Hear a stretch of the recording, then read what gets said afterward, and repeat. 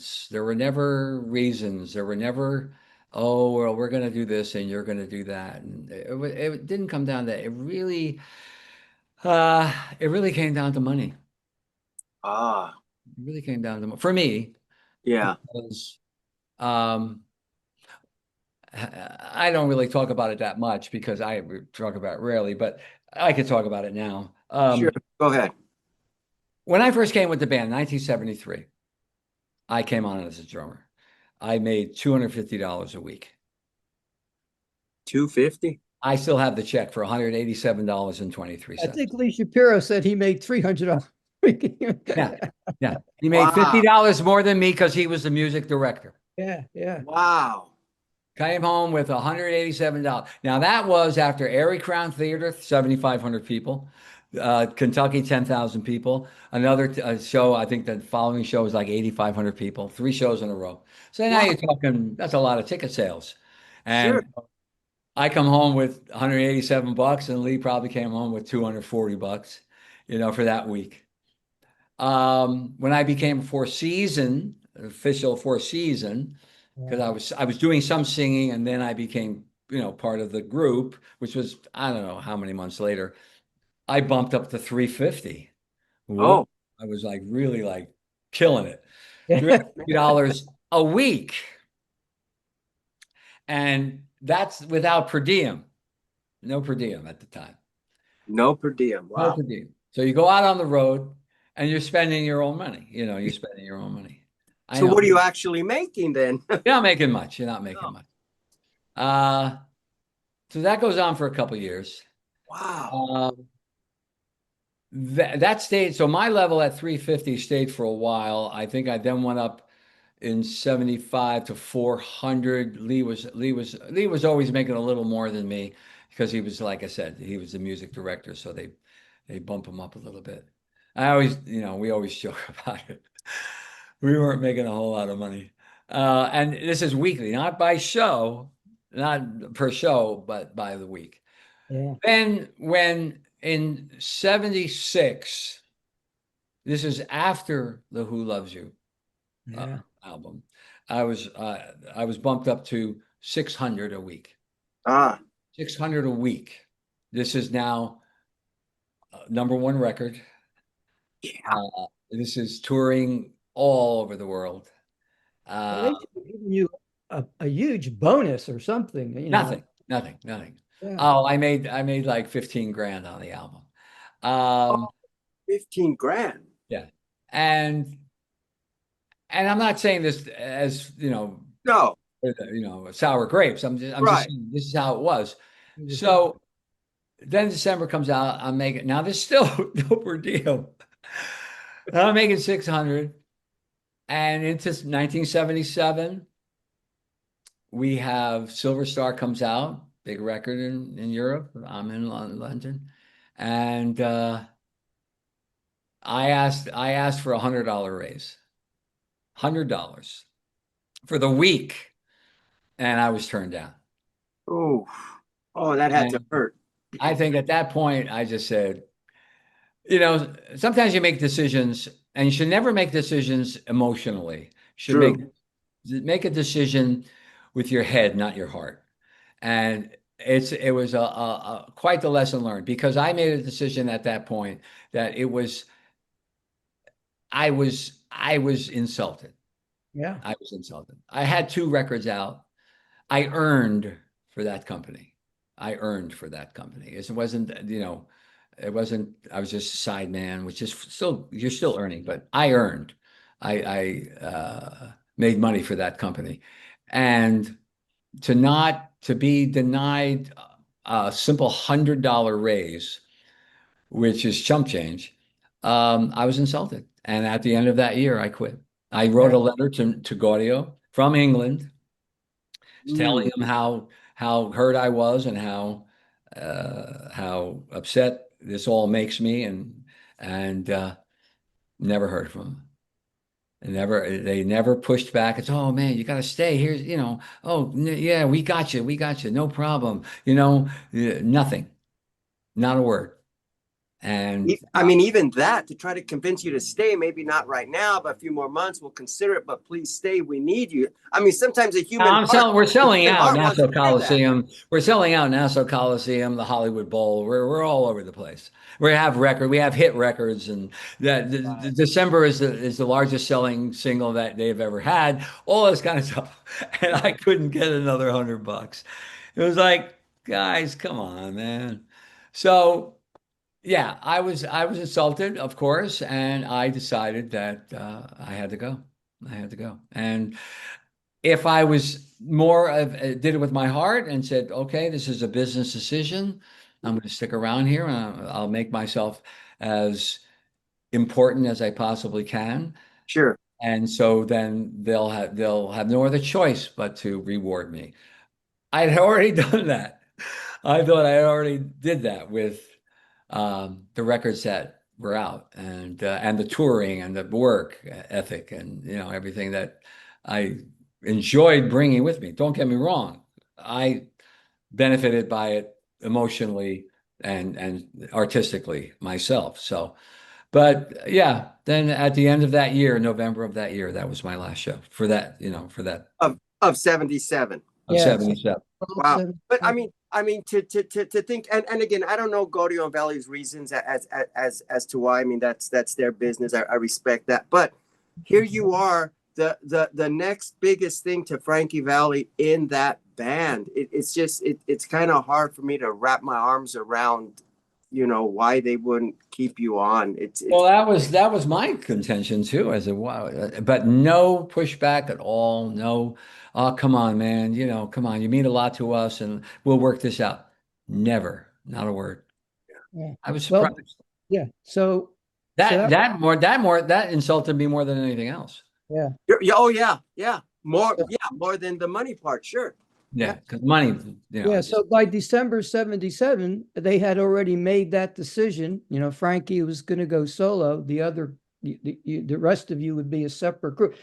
So the other group now is, they're by themselves or they're on their own. Was there any discussion, among the members of now the new Four Seasons or whatever you want to call them, uh, to carry on, as a separate group with a different name? Was there any kind no, not with me, not with me. of? Mm. Yeah, not with me, because at that point, that was in December, or no, the end of December, end of November.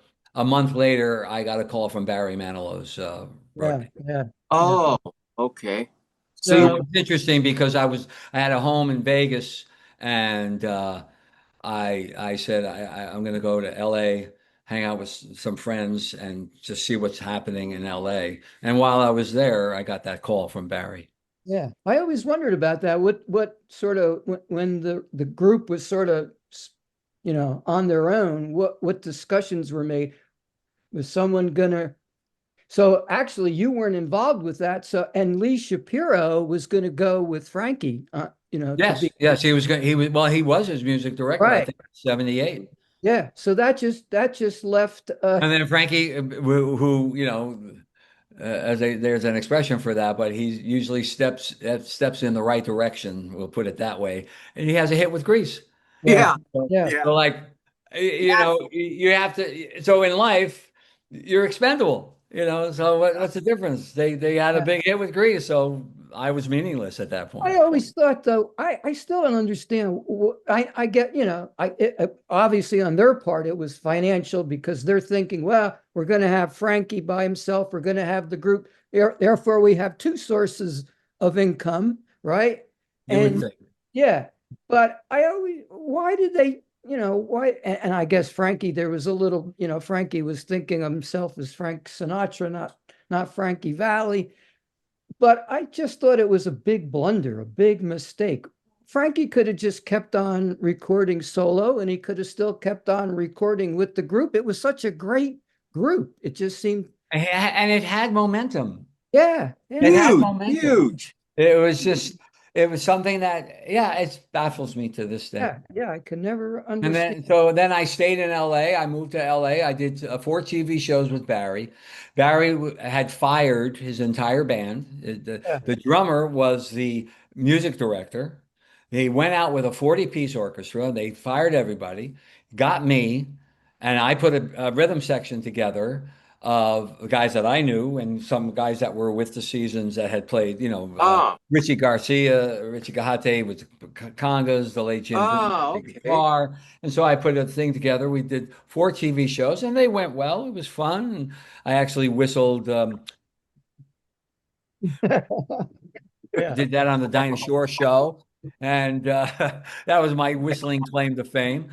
And and then at the end of it, Barry made the right decision. He hired everybody back. He had a big tour coming up, and he was going to do this with new people and a new music director and all these big dates. So he went, hired his drummer back, hired the rhythm section back. He's going to run a 40-piece band. I didn't blame him at all. I said, well, that's probably the smartest thing you did this year. So, because it's nerve-wracking just to go out with people you know, let Sure. alone people you don't know. And so I stayed in LA and I really, really liked LA a lot. I really LA at that time, 79, I mean, golly, LA was in the 80s, LA was a lot of fun in the 80s. It was a lot It of is. Yeah. and I then just stretched out, did I was doing some commercial work. I worked with this fellow named Mike Post, who a friend Oh of yeah. mine was a trombone player, who was with Blood, Sweat, and Tears, and um, he was doing recording work with Mike Post, who did TV shows, In and theme he, song. he Yeah. connected with me with him, and I was able to do a show called the White Shadow. I did the theme. The main theme for White Shadow, which was really a lot of fun, and I was able to play out and just be me, and they Yeah. be me. And then I did the Rockford Files, a couple of things. And then Yeah. I started doing the grunt work of these TV shows. 30 seconds here, 15 seconds here, play this, play that. And it didn't interest me. I mean, I'm like, come on, let's, there again, I made, instead of making a business decision, this is my day gig, just do this, and then you go play somewhere. I just still had a lot I wanted to do. And I ended up doing a lot of demo work with people. I was part of a group called 20 Times, which we tried to get a record deal with Atlantic, and we almost got that. And great singers and great songs. It didn't work out, and that's okay because that's how LA was. I mean, there were so many bands in LA at the time, and Oh yeah. there's Yeah. so many. A lot. But we played live a lot, and I used to do sessions where I'd be the only. I'd lay down the tracks by myself. Put the drums down, and then did put the bass down and put everything else on top of it. What I did, and so that was a lot of fun. That was kind of like my trademark in LA, to hire Yeah. people and you Yeah. just lay the track down and then you just build what you want. So then all this work you're describing, you did that for what, 2, 3 years? Because now you got to take us into Oh yeah. part of your Yeah, yeah, again. I mean, yeah, I think 1 or 2 singles off this album did make the charts. Not very high, but it did make the Billboard Top 100. But yeah. what can you tell us about this great album and concert? Well, that's very interesting. So in 1979, first of all, let me tell you something about Barry Manilow, if I may. Please. Barry Manilow is one of the nicest guys you want to meet. Yeah. He incredibly talented, but he had a charisma. We would do. I got to know the guys from the Mike Douglas show because we did a week in the Mike Douglas show, and I saw. Yeah. I really got to know the musicians in the band. So I pull up with Barry, and the same guys are there. They go, "Oh, Polci, how you doing?" Blah blah blah. We start talking, and everything, and the lights are being set, and the cameras are. Barry walks on the stage, sits at the piano, plays one chord. The whole place shut up and just watch this guy. And he was warming up and just vocalizing a little bit. He had such command, such a charisma about him, and it was fascinating. I mean, wherever we went, and he would um, again, nice, never like demanding, oh, I need this. Never, never. Just a nice guy, understood about musicians, understood his importance with that. And he was really a great guy. He even did, I was going to buy when I moved. Of course, I had a home in Vegas. I sold that house, and I needed to get a house. I was going to get a house in California, in Sherman Oaks, and I really didn't have a job, so the loan officer goes, "What am I going to do with you?" Well, I could put the down. I got the money. He said, "But you don't have a job. What are you going to do?" So I called Barry and I said, "Listen, can you write something that I'm gonna, work for you?" So his business manager, his manager writes this beautiful letter. Oh yes, Gerry Polci is employed by us for the following, blah blah blah blah blah, and they gave me the loan. That was a nice. How kind Listen, was he didn't have that? to do that. How He didn't have to kind? do that. He No, didn't have to do that. I mean, so that's the kind of guy he was, and it was that was a great house. And then great so story. Nice to he hear are nice people. yeah, just a nice guy, just a really nice guy. So I'm not doing Barry, and I'm doing some other stuff, and uh, I don't know how the conversation came up, but I met Gaudio and Judy one day at a restaurant, and Hmm. talked about me coming back, and Interesting. I said, yeah, yeah, I'll definitry come back, and More money though. yeah. Good for you, Gerry. Good for you. Going back. Yeah, yeah, I more than doubled my salary because I said I ain't coming back for this. Yeah. Yeah. And they got it. I mean, they understood. So, but also, at the time Frankie had Greece but my playing, I'm like an in-your-face kind of player. I mean, we're gonna this is where it's gonna be, guys. We're gonna bang this out, and the crowd is we're gonna get this. Yeah. And I don't think at the time he had players that did, or he had a drummer that might do that. So I get back on the band. I just got a Gretsch set that I bought used. I still have. This Frankie did Gretsch. have that with his when he was solo. I don't think he was pleased with his backup group when he was a solo. Well, because he first and foremost, Frankie was always he was a singer, a musician singer. He wanted it. He understood he had to do a certain thing, but he wanted that behind him. He wanted that. And so I came on the band and I said to Robbie, and Robbie I said, I'm gonna be me, Robbie. I'm not gonna be like the guys you've recently had. And so they said, sure. And that's what we did. And all of a sudden it was like, back here we go. We're back. His band, his Four Seasons, we're back, and because I mean, the drummer really has so much to do with that, with impact. And if you want tame, the drum will be tame. If you want something impactful, you know. And so, and Frankie's the first guy will tell you, he likes it. He likes it that way. And so we started rehearsing, and then we started doing. I forget if we started really doing a lot of gigs, but a lot of touring. We did. We went out, and then we did the live album, and but I we think also did. we did a couple of warm-up shows before the live album, and of Yeah, we course, did. the, Yeah. the famous one was July 5th in Philadelphia. Oh, that was fun. Can you share a little of that, Gerry? I Well, mean, wow. so we're in Philly. It's July 5th, and outdoors, no cover. Luckily, it said, storms later. Later. We figured after the show, fantastic. We'll be out of here. And it's in the Independence Mall, two big buildings, um, and pavers, and the type of thing that type of a mall type thing, independent, where you walk around.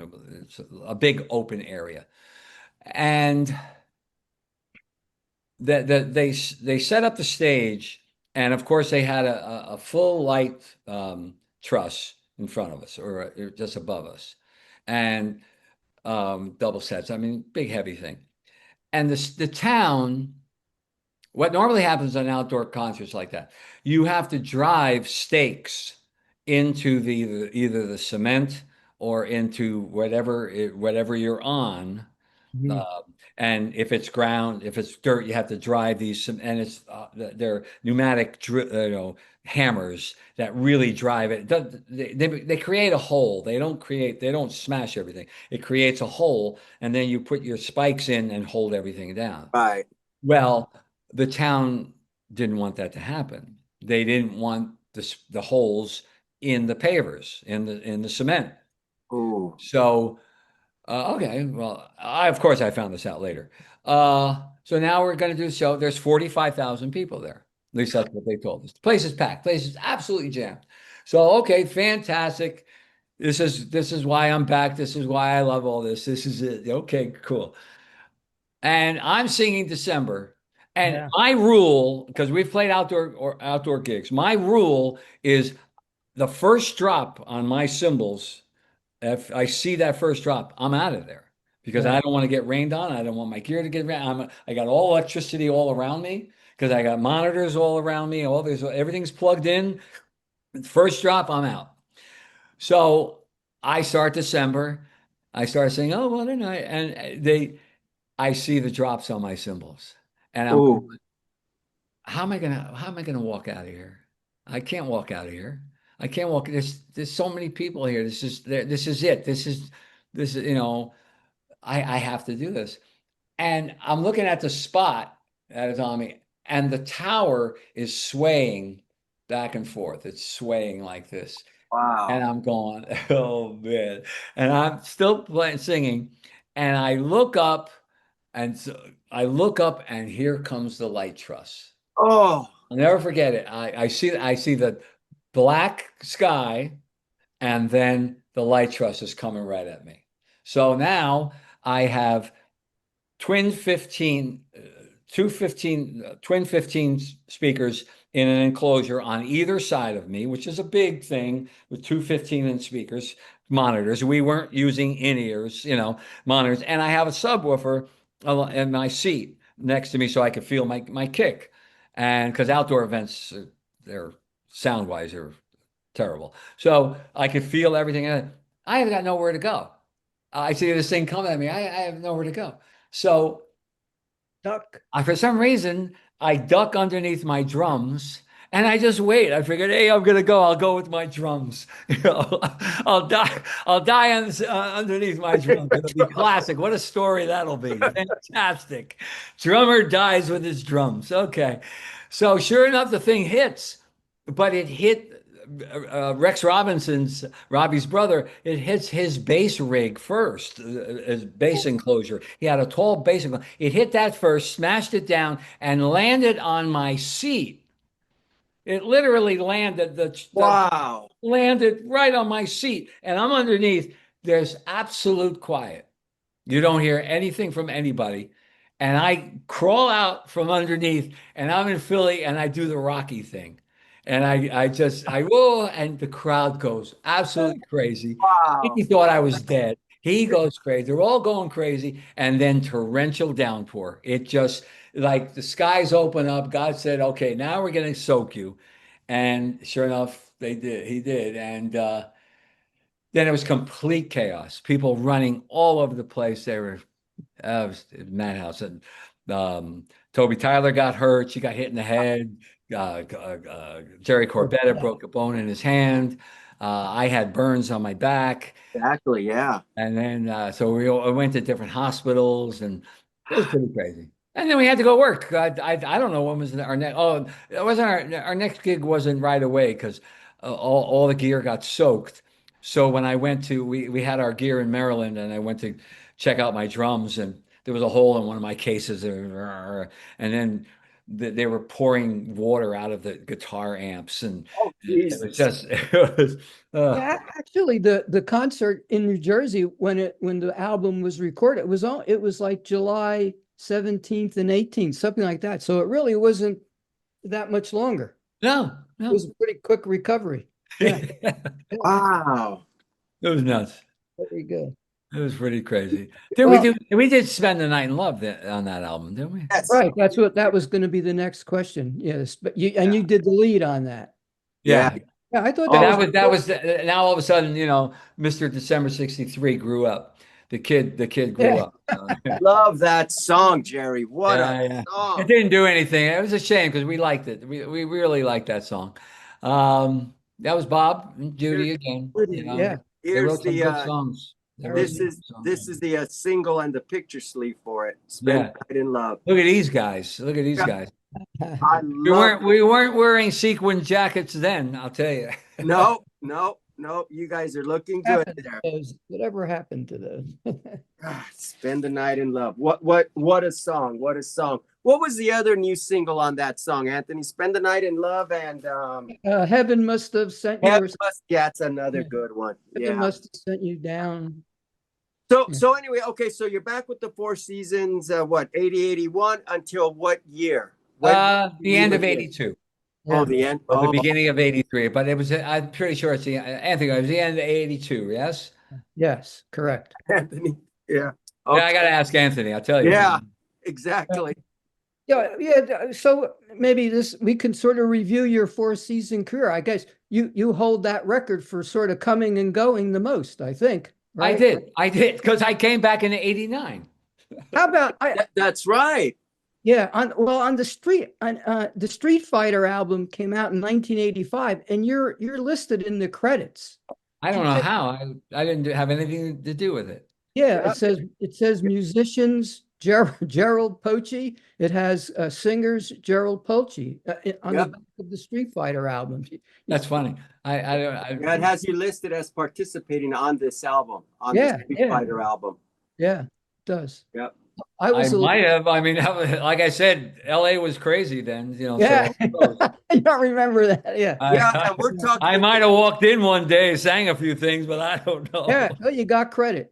Did you get paid? I didn't get paid. I didn't get any money. Well, that was typical, so it was fine. Yeah, yeah, and yeah. Anthony, we're talking 84, 85 with the Street Fighter album, Yeah, right? that's 85. Yeah, Yeah. 85. Now you actually did come back in the group and were touring again, like in 88 to 90, I think. Oh yeah, right. Yeah. Yes. Yeah. Yeah, that was it was good. It was good. I enjoyed it. I enjoyed it. And then you decided to oh wait, one more thing. Again, on the Hope and Glory album, you're listed as drum programming. Oh, that's right. That's You right. remember that? That's 1995, right? No, I was No, I teaching. think it's Oh no, 94. 92. I'm sorry. I had nothing to do with it. Drum programming, Gerry Polci. You're Never on the had album. anything to do with it. There was somebody impersonating you, They Jerry. must have. There must have. And Yeah. they got paid probably. Right, they got paid. Yeah. Okay, but you did tour with them again until 90, and then you called it a career at that point anyway, right? Is that right? Yeah, well, we had Frankie and I had our differences because I was then, I started seeing his daughter, and then we Oh got yeah. serious. And Yeah. he wasn't all about that. He later then came on board, and Good. but at that point, he just didn't want that kind of relationship in his band, and Got it. he didn't want a son-in-law in his band, Yeah. because who knows. But yeah, and then 90, I moved back to. I was living in LA. I moved back to Nutley, New Jersey. Nutley, New Jersey. Yeah. I was from Belleville, so Yep. I was right next door. Good old Nutley. I just got the Belleville Tavern's recipe for chicken cacciatore. No, it's Not cacciatore. What is it? not chicken cacciatore. It stretches chicken. I forget the Yes. I just was given the Belmont. That's the Belmont Tavern. Yeah, Yes. right where Tommy DeVito lived. Yeah. Oh, okay. Okay. Yeah. So then I started doing work, try to find different things to do, of course, and wanted to play, and hooked up with a couple guys that I liked, met different people, did a little bit of recording, and then did some gigs. But the guys that were on the gigs were school teachers, and Mm. so they would say, "Hey, you want to help us out with our drum line, our marching band drum line?" I said, "Sure, no problem. I'll do that." And so I'd come and I'd meet kids and I'd work on their technique and give them things to play and stuff like that. And I did that for a couple things, and I started to think that that might be a direction for me to take. Um, I liked I liked being around the kids because they were just open, they were sponges, and they're Good for you. I felt I had I had a lot of experience in life, let alone in music, and with my studying with Joe was a tremendous foundation for my technique, and I've passed that on to a number of kids. But um, then I decided to go back to school, and Yeah. I went to started my college. Went back to complete my degree. I got 2 years at Montclair State College at the time. Now it's Montclair State University, and I went back full time, 18 credits a semester, 18 credits a semester. Good for you, Gerry. That's And great. I was playing 4 or 5 nights a week and going to school full time. My children were born. My daughter was born in 93. My son was born in 94. I was going to school full time. Yeah. I was, and it was a need to know mission at school. So I graduated cum laude, and enjoyed the whole. I got grants for student teaching, and I got different things. And so because it was I'm older, I'm in my 40s, and so it was like I have children. I need to do well, and I need Sure. to make this work. And so I really, as I tend to do, I put it all in, and got my degree, and it was fun. It was in the Star Ledger that I had graduated, and they had some pictures of me in the Star Ledger, which was fun. And I got a New York Times. I don't know why. I mean, there's a lot of people that get their degrees, in older times, but it was fine. It was fun. Yeah, yeah, And but the thing is, Gerry, you end up getting your degree after, I mean, after you led the life of a rock star. I mean, yeah, come I on. know. I mean, that's worth putting in print. I Yeah, mean, they wow. really it was pretty cool. I and because of that, I would get on interviews for teaching jobs, and somewhere I was a little over my head with their marching band program or with what they needed, and for some reason, the people from New Providence, New Jersey, uh, uh, I got a call from at the time, their superintendent, because he knew I was, it gets around that people are auditioning for or looking for work, that kind of teacher work. And he says, "Why don't you got to come by, and we'll talk." And so I came by, and they were just so polite and respectful, and they were very happy of the type of career that I had, how it would be different for them to have someone like that in their teaching realm, because it's usually, you get right out of school, you go right into teaching. But I had, 20 years of life experience and road experience and music experience, and I was going to be a music teacher.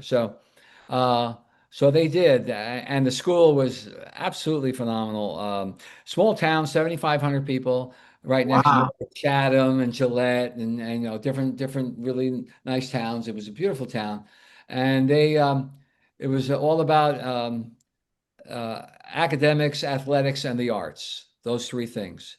And there's these kids who would go to MIT, who went to Rutgers, who went to Princeton, who did, and who was the same kids were in the chorus or were the first trumpet player in the band, and we had a football, like the captain of the football team.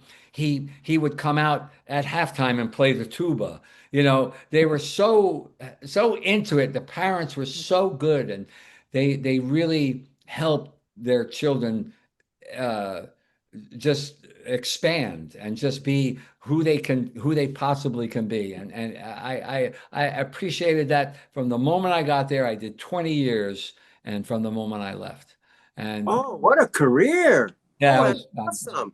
It was Yeah. fabulous. In the meantime, I got with a very uh very successful wedding band called Starlight Orchestras in New York and Manhattan. And I became the drummer. I did that. I was with them a long time, I think almost 10 years. And we played places like the Pierre and Radio City, I mean, Rockefeller Center and all kinds of places in town. And very high end work and big band. It was like many times 12, 15 pieces. So for me, it was great. Here we go. You know, I felt very comfortable doing that sort of thing. And teach, of course, during the week. Um, That is great. then I I ended that and started my own band and did the same type of thing, hiring people and running things, writing the charts and getting very involved. Not touring, of course, but always involved in music and teaching and doing and enjoying that aspect of my life. And uh, then in 2010, Lee That was Shapiro, who was always just bugging me, come on, let's put a group. And I said, nah, I don't want to do that. I just didn't want to do it. I just don't want to do it. And then Jersey Boys comes out, yeah, and there's all this attention to Jersey Boys. And There it so is. he calls me, he says, if there was ever a time to do this, this is the time. yeah. And so me, Don, and Lee put this band together. Get together with your old bandmates from the And Four it was Seasons. pretty wild. And great bass player, great friend, Larry Gates, who passed, unfortunately, um, put a great band together. And there were times when that experience was better than any times I had with the Four Seasons because Really? there was a sense of autonomy with Yeah. that band that I felt somewhat with the Who Loves You album, but that was the only time because it was their company, it was their business, it was But Sure. with Hitmen, it was a real band, and Don was with it for a short while, and then when Don left, he got married and he left. There was just the five of us, and it was phenomenal. It was one of the best experiences ever. And you guys were very successful out there on the road, weren't you? I mean, It turned out to be pretty successful. We worked a lot. It was tough. There were months I never had a day off because I would teach till Friday, and then I had my suitcase in the trunk and drive to LaGuardia Airport and get a flight, go do two gigs or a gig on the weekend, like in Portland somewhere, fly wow. back either that night or in the morning, or fly back on a Sunday night, and 6 o'clock in the morning, I'm up and teaching Monday. And it Wow. went on for 7 years. Wow. I was so tired. Oh man. But Uh, that band was fabulous. What Yeah, a schedule. What a schedule. So you were with the Hitmen for 7 years, right? yeah, yeah. 7 years. Yeah, it was great. We at first you paid to play. I mean, um, Lee helped fund the beginning of it. He decided he wanted to do that, and so uh, uh, he really handled the business end of it.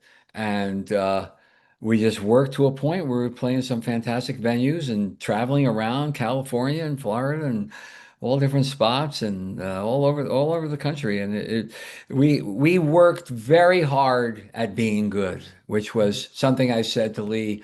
I said, I'll only do this if your intentions are we're going to be very good. And he says, absolutely. And that's how we worked. We sang and rehearsed all the time. Our vocals were spot on, better than any other group I've ever been in. I mean, spot on live and recording. Um, Jim Ryan, who was with um, um, the uh, critters. he was with uh, Carly Simon. Carly Simon. Sorry, I was going to say Carol. Carly Simon. He was the music director with Carly and did a number of recordings when he was in Europe and he lived in London. Worked with a lot of people, Elton and all kinds of people. Yeah. Lee, of course, his career with Barry and his own studio that he had and all that kind of stuff. The Copacabana years and Russ was Russ was quite a guy. He was a great singer, great studio singer, and he was a great singer, and one of the funniest people you ever want to meet. Oh my God, we go to these gigs and he'd do these impersonations, and he just the things he would say would we were crying. We'd be laughing so hard. And we used to drive. If we did the Midwest, we'd drive to gigs, from back and forth. And I did most of the driving because I always felt safest if I was driving. And it was a great thing. It was, And and and what an idea! Again, Jersey Boys. Lee gets this idea. Jersey Boys, little mob influence. You gentlemen call yourselves the Hitmen. The actual folks that were with these bands when the hit songs were created. I mean, just amazing. yeah. Amazing. Well, it's funny you say with the mob thing. We were originally going to do that, like with the target and all the kind of stuff, and like a machine gun. And I said, one of the worst things that my father would have really not liked was The Sopranos, because it disparaged Italians to such a point where that's not who my father was. That's not who his father was. That's not who his uncles were. He said that's another world, another place, another time. And it's so stop being a caricature. Right. He would have been so insulted by and so I said to Lee, I said, I can't go with that moniker. I can't go with that look because it's disparaging to Italians, and so And we in, got out of it. and in today's society, things have Yeah. changed and And then whatever. then it made sense because the Hitmen, because of the hits we were Right. on. Yes, And then it exactly. was like, Yeah, oh, now we're talking. great. That really clarified everything. So, Yeah, that's great. Okay, so now you leave the Hitman. So where do you go from there? What are you doing now? And you well, have of course, I left the Hitmen and made the biggest mistake of my life. And I met someone and then moved to Florida, and it was like, oh God, what a train wreck that was. And then so I'm what was the biggest mistake? Leaving the Hitman or the Getting married again, oh, probably. thank you. okay. Oh, okay. Okay. That was exactly right, Anthony. Okay.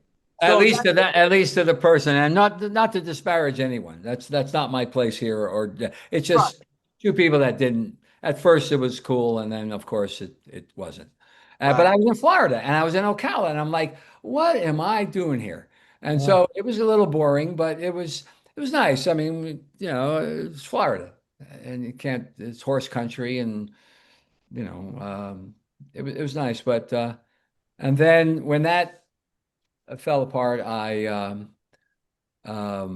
moved back to New York, to Manhattan, got and it. I moved purposely to be with someone that I was with for 12 years.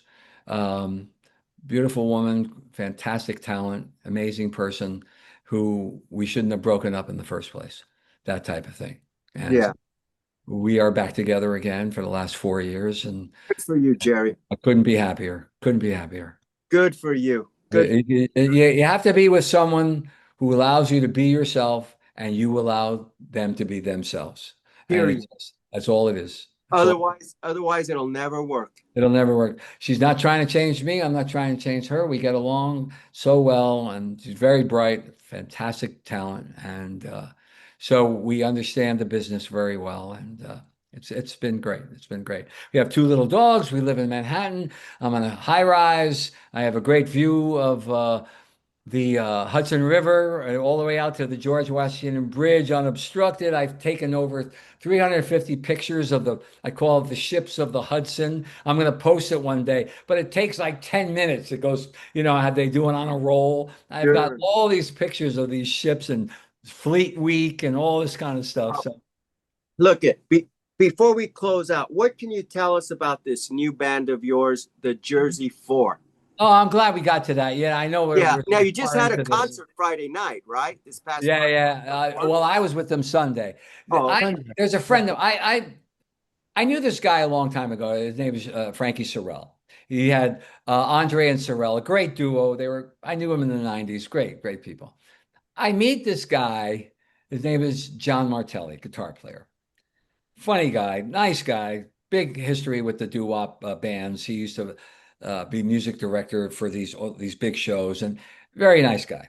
So he tells me about Frankie. I know Frankie. So we do something. He did like the Tony Bennett thing. So we wrote the charts, a 15-piece band with strings and all. Did a couple shows, and it was fun. He then says, I'm working with this Four Seasons tribute band. And I said, okay, all right, that's nice. He says they're really good. And at the time I was talking to him, he said, what I would like to do is guest on some of these shows, be a guest artist. The blah blah blah and special guest tonight, Gerry Polci. Okay, fine. And I sing a couple songs, play a little drums, and say bye, and it adds to the show and it adds to the thing, and it's a nice thing for everybody, hopefully. So I was talking to some people in Chicago about it and the different things. So John says, come see these guys. And so I do. And they are very good. They do songs. They do the songs. They do some season songs that most tribute bands won't do, and they do a lot of them all the way through, all the verses, which is wild because most of them do. Most of these bands do medleys, and the lead singer Adam, his last name is very difficult. Noto Francesco. That's his like he's an Irish kid. Noto Francesco. Um, Adam, I tell him, and I've told other people, he's the closest. Now, I've sat next to Frankie for years and listened to him sing. This guy has a sound that's so close to Frankie. I'm backstage waiting for me to go, and I hear him singing. He has that, when Frankie had that whine when he sings his full voice, that little bit of a whine in it, and it's just very distinctive. You know it's him 100. We know who that guy is. And he has that whine in his voice, and then he does all the high stuff. The guy's crazy. I mean, and so Great. the guys are very nice guys, and they used to, and Joe Long used to work with them. Yeah. Oh, Joe, okay. for years, right, Anthony? He was with them for a long time.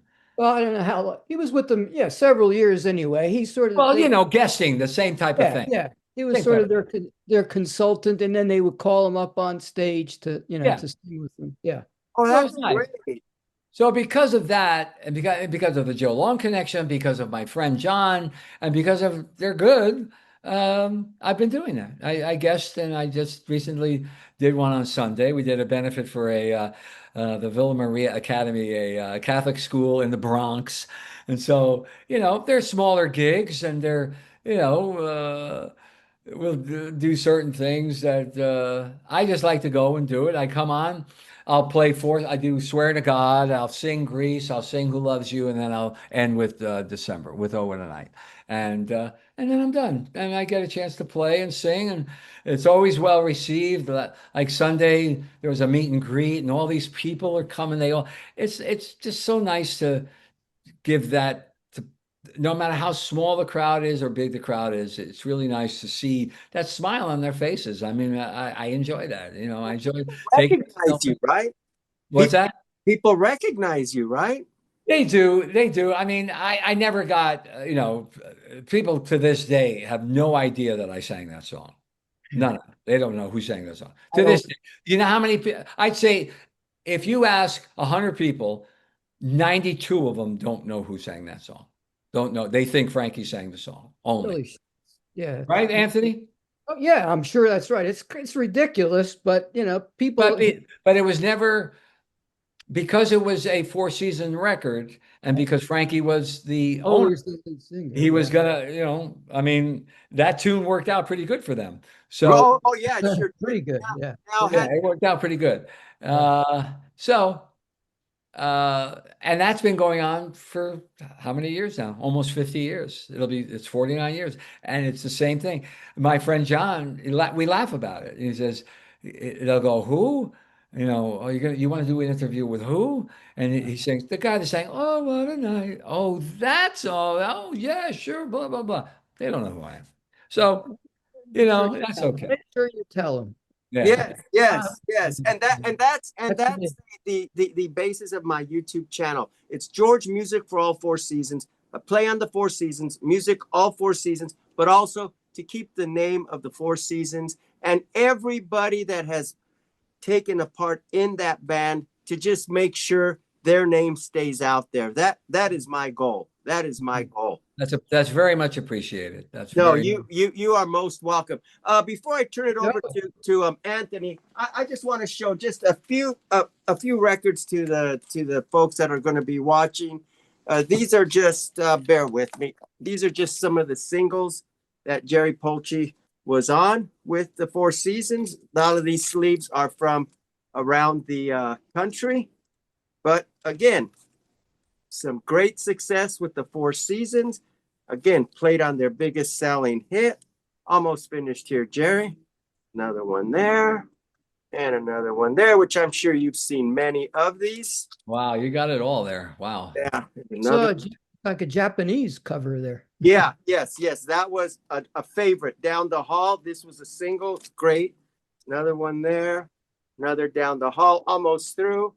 Down the hall. And then I just want to show you one album, and then I'll let Anthony take it over because this happens to be one of my favorite Frankie Valli albums titled Valli. Yep. You were the drummer on this album. Just incredible, incredible. Anything, couple minutes you can share about working with Valli in the studio on this album? Yeah, that was just it felt really good to separate myself at that moment and just be a studio drummer. Yeah. It felt really good. And of course, the people I was playing with were very, very top-notch people. It I was, mean, you played on every track on this album from Lucia, Boomerang, You're the Song. I mean, it's a great album. Oh God, I love it. But anyway, Anthony, take it away with Gerry. Well, here, just I thought I'd do a little word, sort of name or word association here, just to see what your recollections were. So, how about this one? Michael Brown and Yvonne Vitale. Is oh that yeah. well? Yeah, Michael Brown, God bless him, he's passed. Yeah. He with the what was that band? You know the Left band. Bank, the Left Bank. The Left Bank. Oh, Yeah. He Walk called me away to do from it. demos, and I did demos for him in his house. A very eccentric fella, brilliant guy. I mean, he's just and we worked on a lot of music, a lot of music. His he wanted to promote his wife singing, and we did the tracks, and he was uh, he was quite a fella. He was quite a character. I enjoyed it. I think I went up to not Fort Lee. I forget. Yeah, it's in that area. I'd go up and we'd play and have his studio. He was a good guy. I'm sorry he passed. Couple of good songs. Here's a. I actually talked to this fellow. His name Peter Paterkin. Do you remember that name? No. All right. Well, then the song. Oh, he did. He Oh, said he Peter Paterkin.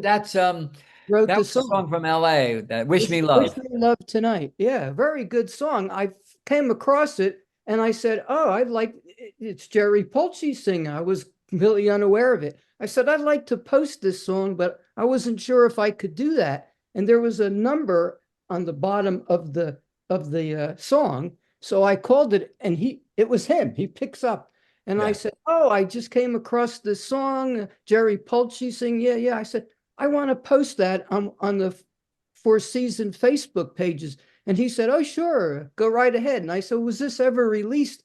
And he said, "Oh, we came close to a deal, but it just didn't go through." I thought it was a really good song. Actually think I texted you again to make sure you thought it was okay to post it. No, I'm glad you did. And it's funny. I forgot about that song. Yeah, it's really And a then and I remember, and then when it played, I was like, oh, I remember that. And it was really, I just sang it as a demo. I don't remember even trying to promote it to get a deal. And I really enjoyed that song. And it was, yeah, it was great. I wish it had been released. It was nice. yeah, Nice tune. yeah, it was really well done. How about the Funky Three? What is that? The Funky. Oh man, 23. funky. Let me tell you about these guys. When I went to LA, I got very friendly with this fellow named Ricky May. And Ricky May was a bass player. The craziest, now we're talking 1979 in LA. And so um, um, you've got a Sex Pistols, you've got the police are about to come out, you've got this whole thing going on. And so I get together with this fellow Ricky May, and he introduces me to a guitar player, Jeff Rollins, and who passed, unfortunately. I've been saying that a lot, unfortunately. Yeah. You get to my age, and that's what happens. And we put this trio together. I still have all the tapes, all the tracks, and some of the best stuff I've ever put on record on tape. And it was very high energy, pre-punk or post-punk, not necessarily, thrasher bit type stuff. Because Jeffrey had a fabulous voice and wrote some great songs, but it was high energy Yeah. and very unique. There was my, besides the Hitmen, I felt my one shot at complete and utter. That was what the record business was about to me. That three guys just recording stuff that they absolutely love and know together, work together, be together, and ready to tour together. And that was the closest to that I ever came with the Funky Three. And they were just Ricky May lives on Victoria Island, and he still plays. He's a great guy, great friend, long time. And of course, Jeffrey passed. But yeah, that was the Funky Three. Wow. You sort of maybe started your professional career, or the first group was sort of a trio, I think. Was that it? When very early on, you had a trio. Yeah, the Gerald Jack Trio. Yeah. That's my favorite, actually, um, uh, my favorite band, a trio. Yeah. That's my favorite compilation is the three piece. I saw the Chicago had come in 1970. Chicago came to Montclair State, and the opening act was the James Gang, Yeah. and so three guys. The band was so loud that everyone was ducked underneath in the footwells of the bleachers, but nobody left. But it Yeah. was so loud. And I'll never forget that drummer. He had his stick way back in his hand, and banging away. And these three guys, I love a trio. My favorite band is probably Police and Cream. Good. Yeah. Those are my favorites. Those guys because it's three guys. Right. Right. Yeah. Well, Anthony, if I may say one more thing, then if you want to close it out, because I mean, Sure. Gerry. Yeah, God, man, you guys, woo, we've been doing this for a while. Yeah, yeah, up pushing 2 hours. But just real quick, and I'm done after this. We'll turn it over to Anthony, and then any closing comments, Gerry. Gerry Polci is also the father of a very young star, an actress on Broadway, Olivia Valli. She has played in Jersey Boys, in Wicked. Very successful individual. Just recently sung the national anthem at Yankee Stadium. I posted that on this channel. He has a son who's also a DJ, and by the way, a son that looks exactly like his father. But Unfortunately, yeah. Yeah, no, two very beautiful children and a very successful actress, and we wish her much luck in her career. Now, this is it for me. The Four Seasons are the only band in music history, the only band to have a #1 record before, Anthony's heard me saying this before, but before, during, and after the Beatles. Before, during, and after the Beatles. Oh, that's interesting. We thank you because you are on the after. You are on December 1963, which gave them that chart success before, during, and after.